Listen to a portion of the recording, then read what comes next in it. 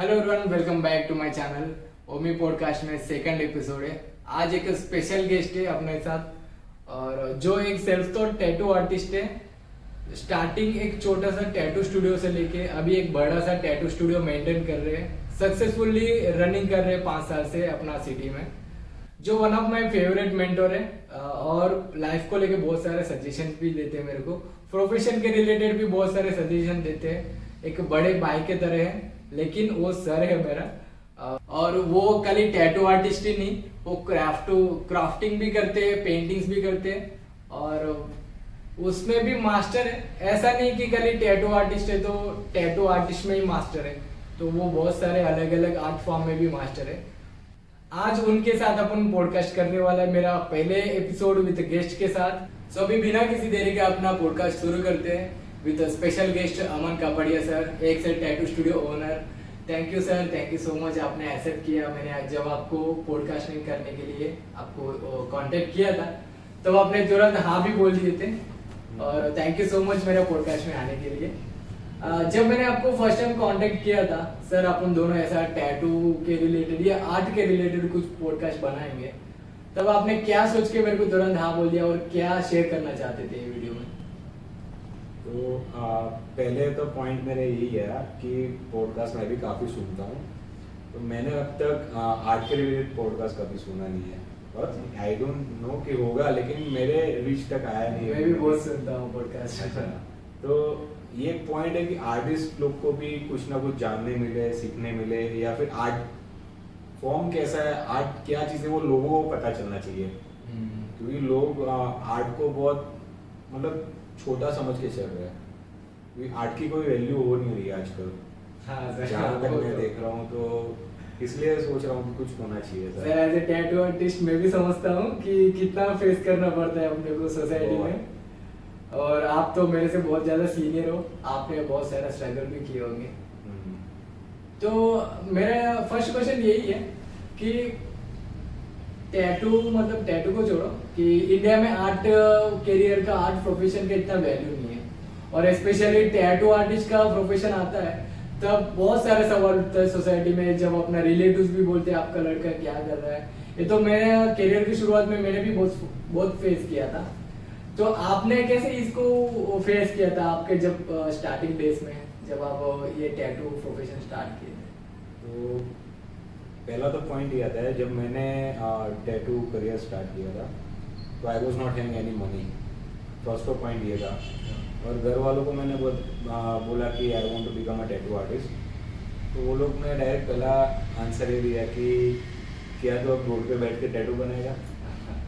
वही tattoo artist बोलते हैं, सबका मन में यही डाउट आता है कि अरे ये रोड पे बैठ के बनाएगा। हाँ, क्योंकि हमें पता है कि टैटू प्रोफेशनल टैटूइंग क्या है, लेकिन हमारे पेरेंट्स को नहीं पता है। ऐसा नहीं है कि अभी तो हालांकि सोशल मीडिया बहुत ग्रो कर रहा है और सबको देखने में आ रहा है, सब लोग आजकल तो हर एक एज के स्टोरीज देख रहे होते हैं, तो कुछ वायरल वीडियो होते हैं प्रोफेशनल टैटू आर्टिस्ट के, तो उन लोगों को पता चल रहा है कि अभी ये है। लेकिन वो टाइम पे ऐसा था कि भाई वो स्मार्टफोन तो बहुत कम ही यूज मतलब होते थे, मतलब पेरेंट्स लोग बहुत कम। अभी तो और लोगों को भी टैटू के बारे में नॉलेज बहुत कम था। उनका दिमाग में एक ही था कि मेला वाला टैटू या स्ट्रीट आर्टिस्ट जो भी होते हैं वही होता था। दूसरा एक पॉइंट है कि पेरेंट्स है तो उन लोग को मतलब वो एक फिक्र रहती है, तो उन लोग को पहला दूसरा पॉइंट ये आता है कि अगर किसी को कुछ हो गया तो तू परेशानी में आ जाएगा। ये सब भी पॉइंट्स होते हैं। तो व्हाट आई डिड कि मैंने उन लोग को प्रोफेशनल टैटूइंग के वीडियोस दिखाए, प्रोफेशनल स्टूडियोज दिखाए। हाँ, कि जो आप सोच रहे हो, जो हम लोग अभी तक सोच रहे थे, वो ये ऐसी चीज़ नहीं है। तो मैंने उन लोग को कुछ वीडियोस दिखाए, फिर I taken one time limit कि मैं इतने टाइम मेरे को दो, मैं कुछ करके दिखाऊंगा, अगर नहीं हुआ तो मैं वापस जॉब पे लग जाऊंगा ये वो। एंड फाइनली मतलब कोई चाहा भी नहीं था, तो उन्होंने भी बोला कि भाई अब ये भी ट्राई करना है तो कर लो, अभी देखो जो है वो। और बचपन से आर्टिस्ट माइंड है और आर्ट के रिलेटेड बहुत लगा हुआ पहले से, तो फिर चलो जैसे आपका स्टूडियो में देखते ही पता चलती है सर कि आप पेंटिंग्स भी मतलब आपको आर्ट के फॉर्म में मतलब हो सकता है कि अगर कोई भी आर्टिस्ट है आर्ट के फॉर्म में मतलब आर्ट के प्रोफेशन में, तो या तो वो हो सकते हैं टैटू आर्टिस्ट या तो पेंटर या स्केचर हो सकता है। लेकिन सर का ये स्पेशलिटी है कि इनको तो आर्ट के फॉर्म में जितने भी होंगे ना, मैक्सिमम मतलब 99% मैं जानता हूँ कि सब आर्ट फॉर्म आते हैं सर को, कि क्राफ्टिंग भी करते हैं, पेंटिंग्स भी करते हैं, और बहुत सारे क्या फैब्रिक पेंट भी करते हैं, फर्नीचरिंग भी करते हैं सर, खुद से ही बनाते हैं। इनके स्टूडियो में हैंडमेड का बहुत सारे चीज मिलेंगे आपको सर। मेरे को ये भी डाउट आता है कभी कभी कि आप आर्ट फॉर्म बोले तो कि कोई भी एक आर्ट फॉर्म में किसी का ध्यान हो सकता है। अब इतने सारे आर्ट फॉर्म आपके दिमाग में कैसे, आप कैसी शुरुआत की है सबका? मतलब उसकी देखा जाए तो शुरुआत बचपन से हुई थी, क्योंकि मैं पढ़ाई में इतना मतलब ब्राइट नहीं था, लेकिन मेरे सारे मतलब अगर कोई प्रैक्टिकल चीज है तो उसमें अच्छे मार्क्स आते थे। तो जैसे कि अभी कोई भी प्रोजेक्ट हो तो वो प्रोजेक्ट का प्रैक्टिकल फॉर्म में अच्छे से अच्छा करा कर देता था। तो उसमें कैसा था कि किसी को वो चीज अच्छी लगने लगी थी, भले ही मतलब पढ़ाई में एग्जाम्स में कम आते लेकिन प्रैक्टिकल हर एक चीज में अच्छा आता था मार्क्स। तो वो भी एक बचपन से ही है, पता नहीं वो खून में कि क्या है कि वो प्रैक्टिकल चीज कोई भी कुछ भी बनाने को बोले तो जुगाड़ कर लेते हैं माइंड, और वो ऑटोमेटिक हो जाता है। ऐसा नहीं है कि मैं कर रहा हूँ, बट हो जाता है, ऐसा है। अभी आपको एक हाईलाइट चीज बताऊंगा, ये पीछे जो है ये क्राफ्टिंग भी सर ने खुद बनाया था और बहुत सारी चीजें हैं, मैं वीडियो में आगे भी बताऊंगा जो जो सर ने स्टूडियो में बनाए थे, खुद उनका हैंडमेड बनाए थे, और उसमें बहुत हार्डवर्क भी लगता है ना सर। आप कहते हैं कैसे इतना पेशेंसली आप इतना काम कर लेते हो? देखो पहले टू बी फैक्ट मैं बोलूँ, मैं एक टाइम पे हाइपर माइंड था, और आर्टिस्ट हमेशा, जैसे कि मेरा नाम अमन है, हाँ। तो अमन का पीस है, मीनिंग है पीस। और मेरे स्टूडियो का मैंने रखा है excel tattoo, excel tattoos. Excel का टैटू है फादर ऑफ पीस। तो मेन वही है कि पीस तो रखना ही है, लेकिन पीस से भी एक लेवल अप जाओ तो आप कुछ भी कर सकते हो। मतलब शांत दिमाग से आप कुछ भी कर सकते हो, और शैतानी दिमाग से तो हर कोई बर्बाद हो रहा है, तो दिमाग अच्छा है। सर आपने बताया था आपका शुरुआत के दिनों में आपने कैसे आपके घर वालों को कन्विंस किए थे ये टैटू प्रोफेशन के लिए। तो मेरा और बहुत सारे यंग टैटू आर्टिस्ट का भी, और जो लोग सीखने चाहते थे, जो ड्राइंग आर्टिस्ट भी है जिनको टैटू प्रोफेशन में आना चाहते हैं, तो उन सबको लेके यही डाउट है। ऑब्वियसली नो डाउट आपने बताया कि आपने आपके घर पे कैसे आप कन्विंस किए थे, कैसे टाइम लेके आपने शुरुआत किए थे। बट सोसाइटी के नजर में ऐसा है टैटू प्रोफेशन को लेके कि चीपली देखते हैं, और अपने घर वाले से ज्यादा ना रिश्ते वाले सवाल उठाते हैं कि अरे क्या आपका लड़का क्या कर रहा है, क्या काम कर रहा है। तो सोसाइटी में ज्यादा प्रॉब्लम होता है कि चीप लेवल का काम देखते हैं। हाँ। तो ये क्या सच है कि टैटू प्रोफेशन कोई चीप लेवल का काम है? क्या किसी को अच्छा करियर नहीं बना सकते इसमें? मैं पहला बात तो लोगों को ये बताना चाहूँगा कि आज टैटू इंडस्ट्री में डॉक्टर भी है, इंजीनियर भी है, मतलब अच्छे से अच्छे डिग्री वाला। देखो सामने इंजीनियर बैठा है, वो भी मैं इंजीनियरिंग पढ़ा हूँ। तो आर्ट चीज ऐसी है ना कि अगर आप दिमाग से खेलोगे और आज से खेलोगे तो आपके पास पैसा, कोई भी चीज करो आपके पास पैसा आएगा, नो डाउट। और रही बात टैटू इंडस्ट्री की, तो आपको पहले पहले ऐसा लगता है कि यार थोड़ा हार्ड हो रहा है, बट जैसे जैसे आपका अच्छा आर्ट आप लोगों को दोगे तो आपके पास काम आएगा ही आएगा, गारंटी काम आना है, क्योंकि आप अच्छा काम दोगे तो आएगा काम। यस। और मेन वही है मोटिव कि काम अच्छा करो। वही जो भी अभी टैटू प्रोफेशन में आना चाहते हैं तो क्या अच्छा करियर बना पाएंगे? और टैटू प्रोफेशन एक ऐसा प्रोफेशन हो सकता है कि जो भी ये प्रोफेशन में आए उनका करियर अच्छा बन जाएगा। देखो इसमें दो पॉइंट्स है। अगर सिर्फ को ऐसा देखे कि भाई ये टैटू आर्टिस्ट इतना कमा रहा है, इतना ये वो है, वो देख के आओगे तो आपका कुछ नहीं होना है। सही है। क्योंकि अगर सर आपको कभी कभी ऐसे क्वेश्चन आते होंगे ना क्लाइंट्स के कि आप कितना कमा लेते हो कितना बहुत कमाते होंगे ना। एक्चुअली में अभी भी सच में बताऊं तो काफी लोग ऐसा बोलते हैं कि भाई खर्चा निकल जाता होगा ना। मैं सोच रहा हूँ यार इंजीनियर से तो अच्छा ही है। तो आई डोंट थिंक, मतलब ऐसा नहीं है, बट लोगों को एक वही चीज है माइंड में कि आर्टिस्ट लोग पैसा कैसे कमा दोगे, क्या कमा दोगे। तो मैं आप सबको यही बताना चाहूँगा कि अगर आप अपना काम अच्छा दोगे तो आप सोच भी नहीं सकते आप उतना कमा सकते हो। Obviously, right. एंड हाँ, जैसे कि कोई नया आने का सोच रहा है, तो अगर आप में पेशेंस है, आप आर्ट लवर हो, आपको स्केचेस में इंटरेस्ट है, तो आप ये फील्ड ऑब्वियसली सिलेक्ट कर सकते हो, क्योंकि आर्ट चीज है ना अंदर से निकलती है। हाँ, आर्ट कभी दिमाग से नहीं आएगा, अंदर से आएगा एकदम। अंदर से आएगा। तो मेन वही है कि इंटरेस्ट हो तो आदमी कुछ भी कर सकता है।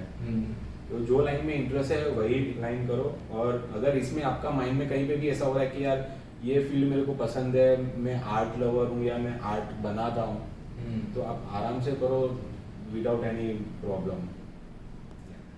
सर कभी कभी एज ए टैटू आर्टिस्ट कभी कभी मेरे को भी ऐसे क्वेश्चंस आते हैं कि जो फर्स्ट टाइम टैटू बनवाना आते हैं वो लोग ये सवाल पूछते हैं कि कुछ अजीब सा लगता है सुन के, क्या टैटू बनाएंगे कोई इन्फेक्शन हो जाएगा क्या कुछ।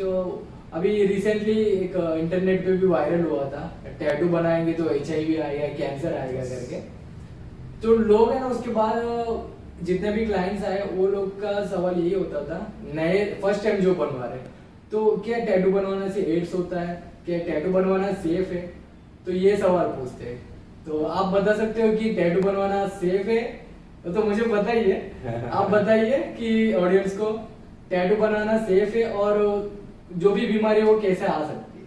ओके, तो इसमें जैसे कि जो आगे हुआ था HIV वाला, काफी वायरल हुए यूपी थे। में हुआ था। हाँ, कि 2 लोगों को HIV हुआ था, एक ही जगह पे से टैटू बनवाया था। और ये आपको एक क्लियर बता दूं, आप रोड पे कहीं पे भी टैटू बनवाओगे तो हर कोई बात करता रहेगा कि भाई वो लोग नीडल नहीं चेंज करते, ये वो लोग। मैं आपको बता दूं कि वो लोग अगर आप बोलोगे तो वो नीडल तो चेंज कर देंगे, लेकिन जो इंक निकाल के रखी है जिसके अंदर डिप करके आपको टैटू करेंगे वो कभी चेंज नहीं किया होगा। तो मतलब आप कहना चाहते हो कि खाली नीडल चेंज करने से नहीं होता है, उसके पीछे भी बहुत सारे सेफ्टी मेजर्स लेना पड़ता है। बहुत सारी चीज होती है। अगर आप प्रोफेशनल टैटू स्टूडियो में जाते हो तो आपको कैसा होता है कि हर एक चीज जो भी आपको टच होनी है वो सब चेंज होनी है और डिस्पोज होनी है। मतलब हाँ, हाइजीन लेवल बहुत इंपॉर्टेंट है। और मेन वही है कि अगर सब कुछ अच्छे से डिस्पोज हो रहा है और क्लीन हो रहा है, सब कुछ न्यू यूज हो रहा है, तो आपको कुछ होने के चांसेस नहीं है। पूरा सेफ। हाँ, इट्स कम्प्लीटली सेफ।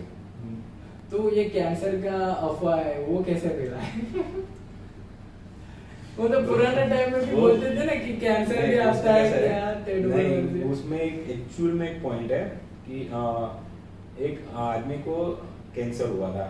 वो बहुत पुरानी बात है लेकिन वो अभी हाईलाइट हो रही है धीरे धीरे कि उसको कैंसर हुआ था कुछ और, लेकिन उसके बॉडी पे बहुत सारे टैटू थे। हाँ, तो भाई टैटू बना इसलिए कैंसर हो गया।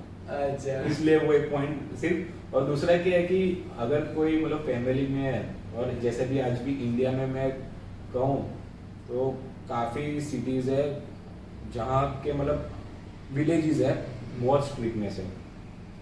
बहुत स्ट्रिक्टनेस मतलब आप एक टैटू बना के जाओ, बेचारे को घर में घुसने के वाट लगा देते हैं। घर में घुसने नहीं देंगे। तो कभी कभी क्लाइंट ऐसे सवाल पूछते ना, तो मेरे को भी आपने अभी बोला ना वही डाउट आता था कि इंडिया में तो बहुत कम टैटू बनाते हैं और अपने बॉडीज में बहुत कम टैटू होते हैं।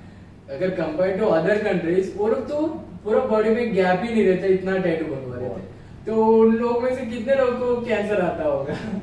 तो अभी पता चला, फ्रैंकली बोल रहा हूँ, मेरे को भी अभी पता चला कि ये चीज था जब शुरुआत में हुई, तो वो जाके ऐसा हो गया कि अरे टैटू की वजह से कैंसर आया।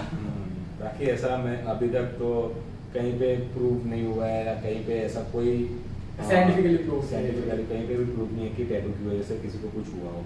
सर आपका टैटूइंग करियर में मतलब आपका जो भी एक्सपीरियंस में कोई ऐसा डिफिकल्टी आई कि कोई क्लाइंट बार्गेनिंग में या टैटू बनाने के बाद पेमेंट नहीं दिया, ऐसा कोई सिचुएशंस आए तो उसको कैसे टैकल किए थे आप? मार्केटिंग का तो काफी बार होता है कि टैटू बनाने के बाद बोले कि भाई इतना कम ले लो, उतना कम ले लो, लेकिन अगर बनाने के पहले थोड़ा बहुत यहाँ वहाँ हो तो वी कैन एडजस्ट, लेकिन बनाने के बाद एक बार फाइनल हो गया हो, बाद में बोलते तो यार थोड़ा होता ही है यार, थोड़ा अपने को गुस्सा आएगा यार, इतना प्यार से इतना अच्छा टैटू बना है, अभी आप मार्केटिंग हाँ करने के बाद तो वो होता है, बट मैं नहीं करूँगा, करता भी नहीं हूँ। हाँ उसके पहले अगर बोले तो थोड़ा बहुत यहाँ वहाँ जो भी होता है XYZ हो सकता है तो वो देख लेते हैं, बाकी आफ्टर टैटू नो। एंड उसकी बात की जाए अच्छे एक्सपीरियंस। हाँ एक दूसरा वो पॉइंट है कि ऐसा हो कि अगर टैटू करवा लिया और पैसा दे बिगड़ जा रहा है, तो अभी तक मेरे को याद है, अभी तक ऐसा सिर्फ एक ही बार हुआ है। तो एक लड़की ने बनाया था टैटू, तो टैटू तो बनवा दिया, फिर थोड़ा बहुत यहाँ वहाँ करने लगे। तो अच्छा कि अपने पास CCTV कैमराज है, एवरीथिंग इज डन, तो फिर जाने ही दिया। छोटा टैटू था, फिर क्या लड़की के साथ कुछ अपने परेशान नहीं कर सकते, किसी को मतलब हाइपर नहीं कर सकते, उन लोग का कोई मतलब काफ़ी ऐसे भी होती है लड़कियां जो मतलब उसका गलत फायदा उठाना चाहते हैं। तो मैं एक चीज़ हर एक टैटू आर्टिस्ट को बोलना चाहूँगा, keep CCTV camera compulsory in your studio, और ऑलवेज एवरी डे चेक करो कि वो वर्क कर रहा है कि नहीं कर रहा, if for your safe side, वो बहुत ज़रूरी है। काफी टैटू स्टूडियो नहीं, काफी सारे शॉप में भी ऐसा होता है कि कैमरा तो लगा हुआ होता है, लेकिन वो काम कर रहा है या नहीं कर रहा है वो कोई चेक नहीं करते, और उसमें रिकॉर्डिंग कितना टाइम तक रहता है वो भी चेक करना चाहिए। तो ये सब चीज आप भी ध्यान में रखो, भले टैटू आर्टिस्ट के लिए नहीं, कोई भी टैटू स्टूडियो के अलावा कोई भी शॉप्स होंगे उन सब के लिए ये बहुत इंपॉर्टेंट पॉइंट। और उसमें कैसा है कि अभी एडवांस CCTV कैमराज आ गए, वाईफाई वाला आ गए, रिकॉर्डिंग वाला आ गए, तो आप वॉइस रिकॉर्डिंग भी हो रहा है, वही मैं कहना चाहूँगा वही लगाओ। तो मतलब कैमरा कंपल्सरी लगाओ for all kind of safe side. So अभी तक आपने बताया था कि टैटू कोई भी बना सकते हैं, पूरा कम्प्लीटली सेफ है, कोई बीमारी भी नहीं आएंगे, लेकिन टैटू किस किस को नहीं बनवाना चाहिए? ओके, हाँ गुड क्वेश्चन। सबसे पहला पॉइंट कि ये कोई नहीं बनाते सर, आपको भी पता है एज ए टैटू आर्टिस्ट कि जो भी टैटू आर्टिस्ट होंगे, कोई टैटू बनवाना आते हैं ना, हर एक को टैटू बना के भेज ही देते हैं, क्योंकि उनको पैसे चाहिए होते हैं।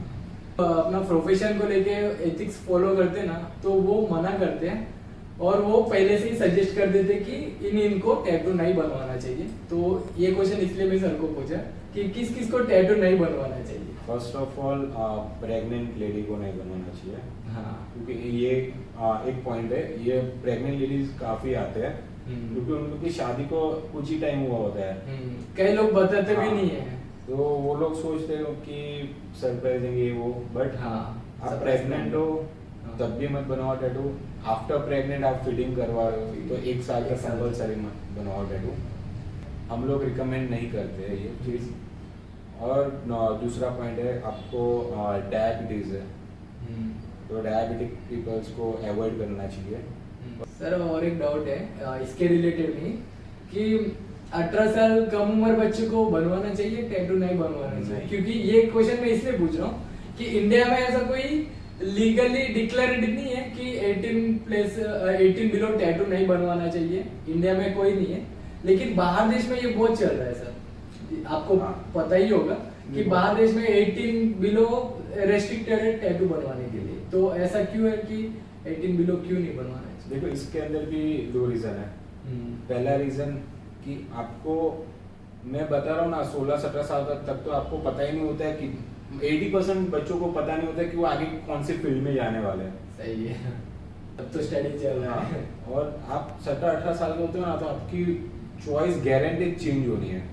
कितनों का ऐसा होता है कि बाद में उन लोग को होता है कि एक मौका मिलता है आर्मी के रिलेटेड कुछ हो, तो काफी जगह पे नहीं चलते टैटू, तब प्रॉब्लम्स फेस करना पड़ता है।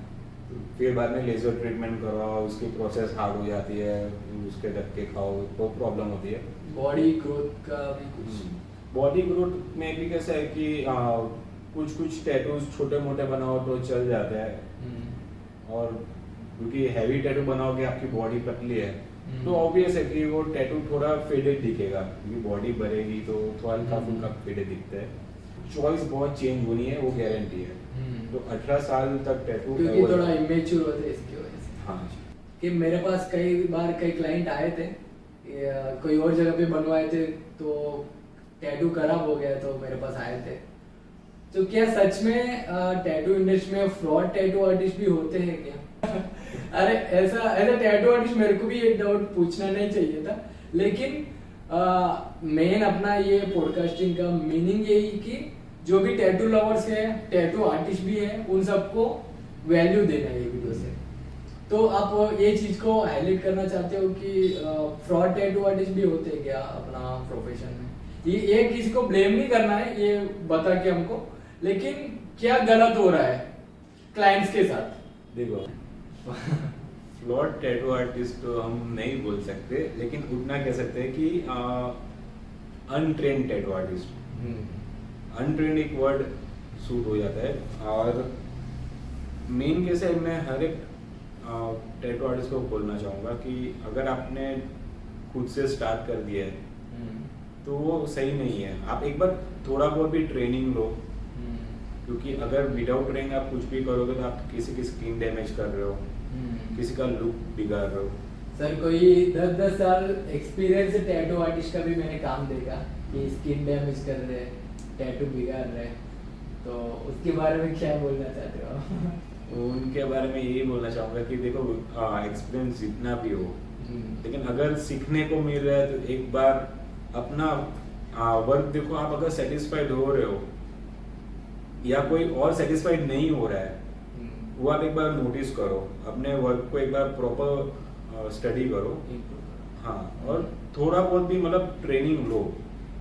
मेन पॉइंट यही है, अगर without training, without skin learning, without product learning आप कुछ नहीं कर रहे हो, थोड़ा पैसा कमा रहे हो, लोगों का चॉइस बिगाड़ के, लोगों की स्किन बिगाड़ के, वो तो लाइफ टाइम रहने वाला चीज। हाँ, होता क्या है फिर वही क्लाइंट बहुत परेशान हो के ज्यादा पैसे खर्च करना पड़ता है, दूसरे आर्टिस्ट को जाना पड़ता है और एक ही जगह पे 2-2 3-3 बार टैटू करना पड़ता है, तो वो आदमी भी एक पेन सफर कर लेता है। हाँ। और परेशानी वो सब अलग, वो एक टाइप ऑफ मेंटल डिप्रेशन भी हो जाता है टैटू को लेके। हाँ। और उससे क्या होता है कि काफी लोग के मन में ना, अगर एक बार टैटू बिगड़ जाता है तो उन लोग के मन पे से टैटू ही निकल जाता है कि भाई टैटू करवाना ही नहीं चाहिए। ट्रस्ट नहीं हो जाए, ट्रस्ट नहीं होगा फिर उनको टैटू को लेके। अगर आज अब हम किसी को अच्छा टैटू देंगे ना, तो 1, 2 या 3 नहीं तो 1 साल के बाद भी आपके पास वापस दूसरा टैटू बनवाना होगा तो आपके पास ही आएगा। लेकिन आपने बिगाड़ दिया तो नहीं वो आपके पास आने वाला है, नहीं वो दूसरे के पास जाएगा जल्दी। कुछ ऐसे होता है, नहीं तो रिपेयर करने के लिए तो जाना ही पड़ता है। लेकिन अगर कुछ होते हैं ऐसे जो मतलब क्या है कि आज चीजें उनके मन में से उतार देते वो लोग। वो कई लोग इंट्रोवर्ट होते हैं ना, वो लोग फिर वो चीज को छोड़ ही देते हैं, अरे शर्मा जाते दूसरे के पास कवर अप के लिए जाने भी, तो वो लोग तो उसको वहीं पे छोड़ देते हैं जैसे आपने बताया। जो भी मेरा ऑडियंस है और जो भी अपने क्लाइंट्स है, टैटू लवर्स है, उन सबको ये क्वेश्चन आता ही होगा मन में कि good tattoo artist, bad tattoo artist के बीच में फर्क क्या है? पहले जहाँ पे भी टैटू बनवाने जाने वाले उन लोग की प्रोफाइल चेक करो। आज हर एक टैटू आर्टिस्ट का इंस्टाग्राम प्रोफाइल होता है, और मतलब अच्छे टैटू आर्टिस्ट का तो होना ही होना है। अगर किसी का नहीं मिल रहा है तो फिर जाओ ही मत। हाँ, ये बहुत मेन थिंग है कि किसी का प्रोफाइल नहीं है, अगर उनका टैटू से कहीं प्रोफाइल नहीं दिखेगा इंस्टा पे तो उनके पास बिल्कुल नहीं जाना चाहिए। मैंने कई क्लाइंट्स को देखा था। हाँ, और उसमें से कैसे है कि आपको आइडिया आ ही जाएगा कि आपको किसका काम अच्छा लग रहा है। तो मेन एक चेकआउट करने का एक ये पॉइंट है। और दूसरा रेफरेंस बेस, अगर आपको कोई रेफरेंस दे रहा है तो ऑब्वियस किसी ने बनवाया होगा, तो टैटू आपको अगर किसी का हिल टैटू भी लाइव देखने को मिल जाए उससे भी आपको काफी आइडिया आएगी कि आफ्टर हिल भी कोई आर्टिस्ट का टैटू इतना अच्छा दिख रहा है, तो फिर आप वहां पर डेफिनेटली जाओ। ये मेन थिंग होता है। क्योंकि काफी टैटूज ऐसे होते हैं कि फ्रेश तो अच्छे ही दिखते हैं, फ्रेश तो सब कुछ अच्छा दिखेगा इंटरनेट पे। आफ्टर हील कैसा है कि एक हीलिंग प्रोसेस होता है टैटू में, जो काफी लोगों को मतलब वो बहुत माइंड में क्वेश्चन देता है। हीलिंग प्रोसेस भी होता है कि आपको 3-4 दिन के बाद पीलिंग होती है, हल्की स्किन निकलेगी टैटू पे से। वो एक प्रोसेस होता है, वो काफी लोगों को नहीं पता होता है। 80% लोगों को वो नहीं पता होता है कि ऊपर से हल्की हल्की स्किन निकलेगी, वही प्रोसेस है बॉडी का। मतलब आपका कहने का मतलब है कि पहले आर्टिस्ट का प्रोफाइल चेक करना Yes. चाहिए। मतलब इसके लिए मेरा भी एक है कि अगर आप कोई भी टैटू आर्टिस्ट के पास जा रहे हो कुछ टैटू बनवाने, तो आप एक बार उनका प्रोफाइल तो चेक करोगे जैसे सर ने बताया, लेकिन उसमें वो भी चेक करो कि आपको किस रिलेटेड टैटू बनवाना है।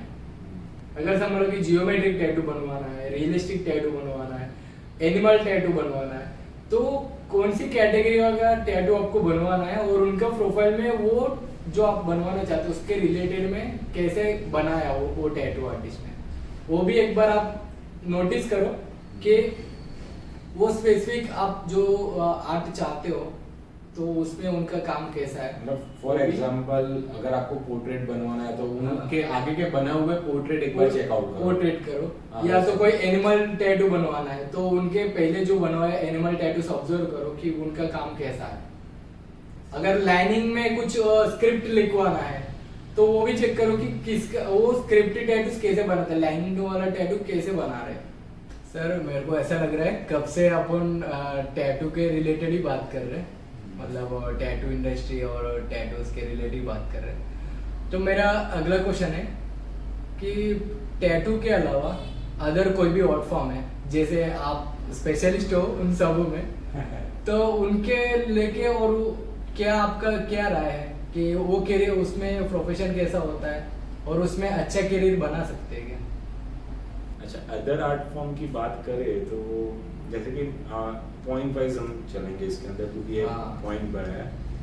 सबसे पहली चीज आती है आर्ट में तो पेंसिल स्केचेस वाला आता है। तो आजकल पेंसिल स्केच वाले आर्टिस्ट कैसे पैसे कमा रहे हैं। आप स्केचेस कर रहे हो तो आप अगर नोटिस करना काफी जो स्केचेस करते हैं लोग पेंसिल वाले, तो वो लोग वैसे स्केचेस बनाएंगे ना जो कोई खरीदेगा नहीं, है बहुत अच्छी। मतलब आपको भी मेरे को भी कभी कभी ऐसा देख के काफी स्केचेस देखते होते हैं यार क्या नेक्स्ट लेवल स्केच बना हुआ है, लेकिन वो स्केचेस मैं खरीदूंगा नहीं। वो इतना यूजफुल नहीं है और वो ऐसा आर्ट शोकेस के उसमें नहीं रहता। तो अब वो लोग स्केचेस बना रहे होंगे, तो साथ में ऐसे स्केचेस बनाओ कि वो आप सेल कर पाओ, यूनिक फॉर्म में जाओ। और कुछ है जो पेंसिल स्केचेस में स्पेशलिस्ट है, तो ऐसा नहीं कि सिर्फ पेंसिल स्केच, अब साथ में कलर वाले कुछ करो, कुछ यूनिक पन लाओ उसके अंदर जो आप सेल कर पाओ। आज मैं आपको बताऊं आर्ट की इतनी ज्यादा डिमांड है ना, वैल्यू धीरे धीरे बढ़ रहा है बहुत। आप अगर कोई भी इंटीरियर डिजाइनर वालों ने एक फ्लैट या बंगलो कंप्लीट किया है, उसके अंदर आप जाओ, आपको मिनिमम 8 से 10 स्केच मिलेंगे, पेंटिंग्स मिलेंगे, ऐसे कुछ ना कुछ आर्ट के रिलेटेड मिलेगा। क्योंकि आर्ट एक ऐसी चीज है ना जो पैसे वालों के घर को बढ़िया बनाती है। वॉल पेंटिंग में आपको आज पता होगा कि गवर्नमेंट बहुत काम दे रहे हैं उन लोग को, पूरे के पूरे ब्रिज पेंटिंग करवा रहे हैं, स्केच, और कई जगह पे वॉल्स पे भी लिखना है बहुत। अभी रेलवे स्टेशन में बहुत हो रहा है सर कि रेलवे स्टेशन में कि ग्रीनरी को कि ज्यादा वो प्रमोट करने के लिए ना अपना उधना स्टेशन में तो पूरा ग्रीनरी का वो जंगली का थीम बनाए थे पूरा स्टेशन पे। हाँ, तो यही है कि गवर्नमेंट भी उन लोग को काफी सपोर्ट दिखा रही है अभी। अच्छा स्कोप है। हाँ, और स्कोप अगर आप, चलो मैं एक एग्जांपल ही देता हूँ। आज अगर कोई जिम है, स्कूल्स में बच्चों मतलब प्ले ग्रुप वो सब क्लासेस, उसके अंदर वो एनिमल्स है वो सब स्केच करवाते हैं, तो आपको क्या लगता है वो लोग ऐसे ही करवाते हैं? नहीं, लाखों रुपए ले जाते हैं आर्टिस्ट। क्योंकि हमने देखा हुआ है नॉर्मल एक वॉल का वो लोग 1-1.5 लाख ले रहे हैं स्केचेस का, एंड इट्स वर्थ इट। ऐसा नहीं है कि इतना ले रहे, वो मेहनत है, आर्ट है, उसका दे रहे, परफेक्शन का दे रहे हैं। तो मतलब अलग अलग फील्ड में पैसे कमाने के जरिए बहुत है। मेन है आपको जानना चाहिए, अंदर घुसना चाहिए, आपको कौन सा करियर सूट होगा। हाँ, और कौन सा करियर में कैसे आगे जाके अपने को करियर होगा, वो पहले से अपने को एक बार पता करना चाहिए। हाँ, मेन करियर की बात करें ना, तो ऐसा होता है जैसे कि मेरे साथ भी हुआ था कि मेरे को एक टाइम तक पता ही नहीं था कि मेरे को किस चीज़ में इंटरेस्ट है। हर कोई बोलता है कि भाई तेरे को, मतलब आपने पिक्चरों में भी देखा होगा, तेरे को जो करना है वो करना, आगे बढ़ो, ये बढ़ो। लेकिन साला बंदे को पता ही नहीं होता कि उसको करना क्या है। क्योंकि देखा जाए ना तो मतलब एक उन लोग को एक वो पता चलने में ही काफी टाइम हो जाता है कि यार मेरे को आगे जाके क्या करना है। तो अगर कोई छोटी एज वाला ये पॉडकास्ट सुन रहा तो मैं उसको बताना चाहूंगा कि आप वो मार्क करो जो आपको करने में मजा आ रही है। एग्जैक्टली जो वो मार्क करो, वही आपका प्रोफेशन, हाँ वही प्रोफेशन बनेगा आगे। हाँ। जैसे कि मेरी बात करूँ तो मैं टाइम पास में बच्चों को बॉल पेन से टैटूज बना के देता था। हाँ। तो वो लोग ने मेरा नाम रख दिया था अमन टैटू। हाँ। और ये मैं टैटू करियर स्टार्ट किया उससे 5-6 साल पहले की बात है। तो मैंने वो टाइम पे भी कभी नहीं सोचा था कि मैं टैटू आर्टिस्ट बनूंगा। लेकिन मैं बच्चों को कैसा है कि मेरे को मजा आ रही थी तो मैं बहुत अच्छे अच्छे स्केचेस करके दे रहा था। फिर जैसे कि नवरात्रि आ गए तो सब बॉल पेन लेके मेरे पास आ जाते थे, तो मेरा खेलने का रह जाता था, उन लोग को स्केचेस करके देता रहता था। तो फिर बहुत टाइम के बाद जब मैंने एक टैटू बनवाया तो मेरे को हुआ कि यार उन लोगों ने मेरे को कोई सजेशन इतना खास दिया नहीं, तो इससे भी अच्छा करवा सकता था मैं। अगर मैं होता इससे भी ज्यादा अच्छा करता। बाद में मेरा माइंड अट्रैक्ट हुआ टैटू के ऊपर। फिर मैंने सोचा कि यार मैंने वो टाइम पे ये टैटू के लिए इतना एक अमाउंट पे किया था। फिर मेरे को वो भी माइंड आया कि यार ये चीज भी मेरे को अच्छी है, मतलब मुझे पसंद है और इससे पैसा भी मिल रहा है। तो फिर यही एक पॉइंट है। जैसे स्टार्ट किया तो पहले वही नोटिस करो कि आपको क्या अच्छा लग रहा है। जैसे आप क्राफ्टिंग भी करते हो, तो क्राफ्टिंग को लेके क्या बोलना चाहते हो? जैसे कि ये लैंप की बात करूं तो मैं ये वुड रहता है, पाइन वुड इसे बोलते हैं, जो डेकोरेशन में बहुत ज्यादा यूज हो रहा है। स्टूडियो स्टार्ट किया था तो मेरे पास पैसा ही नहीं था। हाँ। मतलब हाथ में कोई अमाउंट ही नहीं थी, स्टूडियो स्टार्ट करने का था, तो जगह को डेकोरेट करे कैसे। तो फ्री टाइम मिला तो मैंने वॉल पेंटिंग्स किया, फिर ये लैंप बनाया, टेबल्स बनाया, मतलब थोड़ा थोड़ा करके कुछ ना कुछ बनाता गया। अभी जैसे कि आपको जो जो दिख रहा है वही मैं बताता हूँ। अभी जैसे पीछे की बात करें तो ये एक स्पंज बोर्ड है जो इस शेप में है, गोल्डन कलर वाले। ये एक डिस्ट्रीब्यूटर था, उसका स्क्रैप का चीज है वो। ये डिजाइन की पैटर्न सेल नहीं हो रही थी तो लोग सब लोग लॉट में निकाल रहे थे। तो मेरा पुराना स्टूडियो के सामने ही वो लोग थे, उनका शोरूम। हाँ। तो उनको पता है कि मैं कुछ ना कुछ बनाता रहता हूँ, तो उन लोग ने मेरे को बोला कि भाई इसमें से तेरे को चाहिए तो ले जा, हम लोग सब फेंक रहे हैं। हाँ।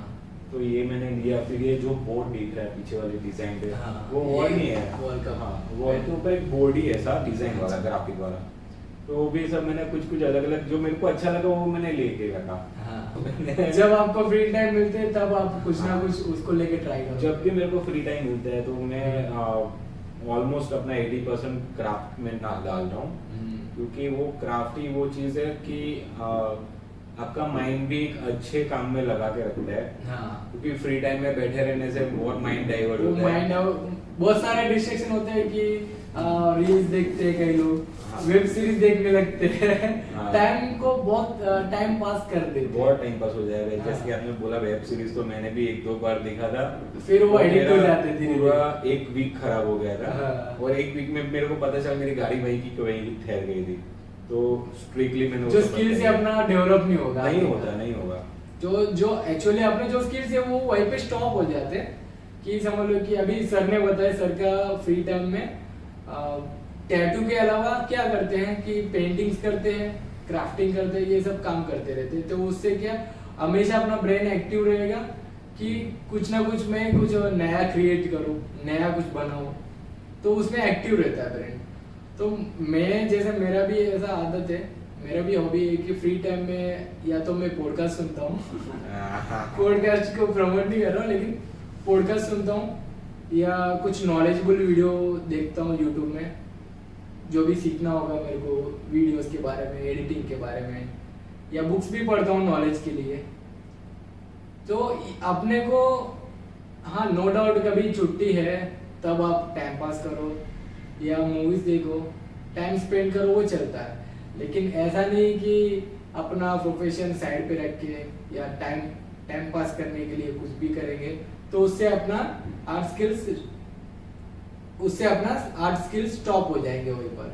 तो वही कहना चाहते हो आप? हाँ, बिल्कुल भाई। और जैसे कि आप पीछे देख सकते हो, वहाँ पे भी मैंने कुछ स्केचेस बनाए हैं।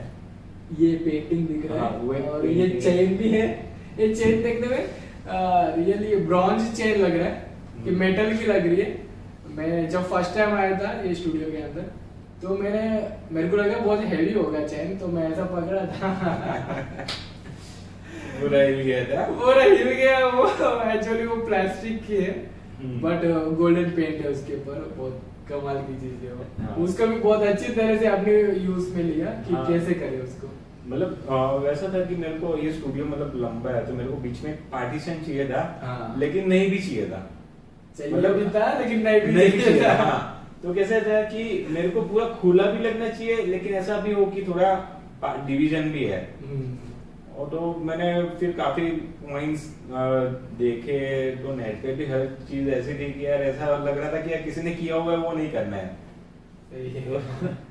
गणपति में आपको पता है डेकोरेशन में वो बेल मिलते हैं, हाँ। घंटा मिलता है, उसके ऊपर चेन होती है। हाँ। तो मैंने इंक्वायरी किया कि ये चेन कैसे मिलती है, तो ये प्लास्टिक की चेन है एक्चुअली, वो डेकोरेशन वालों के पास मिलती थी। तो उसके बाद कोइंसिडेंटली ऐसा हो गया कि वो लास्ट ही लॉट मेरे पास आया था, बाद में वो चाइना से वो आनी बंद हो गई थी वो टाइम पे, अभी पता नहीं आ रही हो कि नहीं आ रही हो।